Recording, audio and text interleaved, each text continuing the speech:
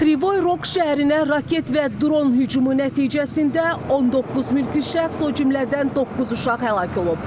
68 nəfər xəsarət alıb. Yerli icra orqanlarının məlumatına görə şəhərdə 34 çox mərtəbəli bina, təhsil müəssisələri və ictimai iaşə obyektləri dağılıb. 30-dan çox avtomobil külə dönüb.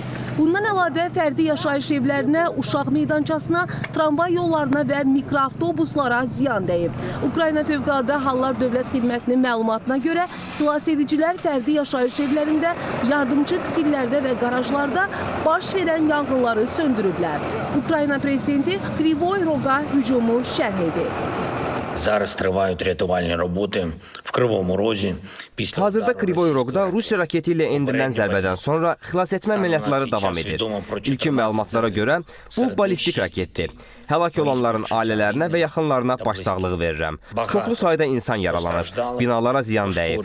Raket yaşayış evlərinin yaxınlığındakı əraziyə düşüb. Nəticədə uşaq bağçası və adi küçələr zədələnib. Житловими будинками в дитячий майданчик. Rusiya üzərində isə Ukraynaya məxsus 49 pilotsuz uçuş aparatı vurulub. Mordaviyada dron hücumu nəticəsində sənaye müəssisəsində partlayış və yanğın olub. İlkin məlumata görə xəsarət alan yoxdur. Samara vilayətində də sənaye müəssisəsi dron hücumuna məruz qalıb. Hədəf Çapayevsk şəhərindəki zavod olub. Dağıntı və xəsarət alanların olmadığı bildirilir. Xavər Əliyeva, Vüsali Məmmədzadə, ASTV xəbər.